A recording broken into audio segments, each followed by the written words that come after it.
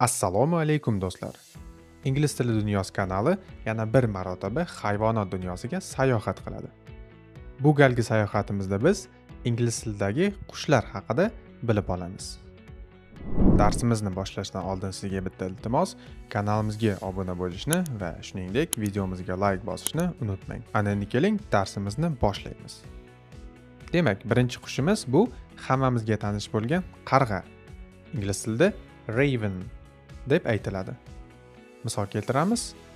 He got scared when he saw a raven.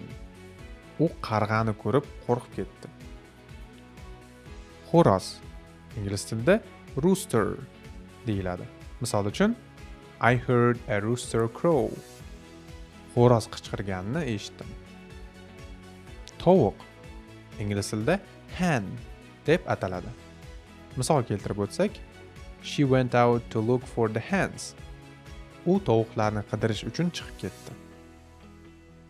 Navbatdagi qushimiz bu burgut. Ingliz tilida eagle deb aytiladi. Misol uchun eagles are strong birds. Burgutlar kuchli qushlardir. Kabutar. Ingliz tilida pigeon deb aytiladi. Misol uchun we fed the pigeons in the park. Biz parkdagi kabutarlarga ovqat berdik. Keyingi qushimiz bu oqqush. Ingliz tilida bu so'zni swan deb aytamiz. Misol uchun we watched the swans glide by. Biz oqqushlarning suzib o'tishini tomosha qildik. Chumchuq. Ingliz tilida sparrow deb aytiladi. Albatta misol keltiramiz. A sparrow flew into my house. Uyimga chumchuq uchib kirdi. Navbatdagi qushimiz bu boyqush yoki ukka. Ingliz tilida bu so'zni owl deb aytamiz. Misol keltirsak, owls are very active at night. Boyqushlar kechki paytda juda faol bo'lishadi. Laylak.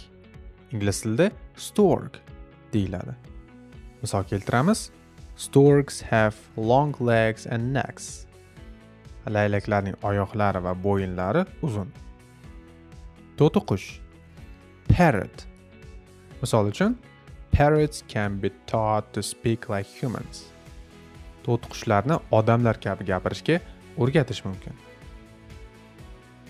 Navbatdagi qushimiz bu tuyaqush. Ingliz tilida ostrich deb aytiladi. Misol keltirsak, the ostrich is the fastest animal on two legs. Tuyaqush ikki oyoqli eng tezkor hayvon hisoblanadi.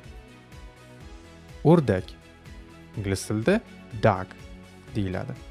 Misol uchun, the ducks started quacking loudly.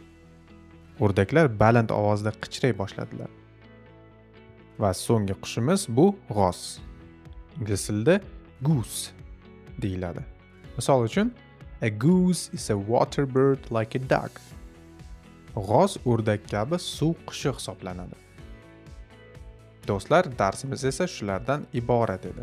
Bizni ijtimoiy tarmoqlarda albatta kuzatib boring. Xayr, salomat bo'ling.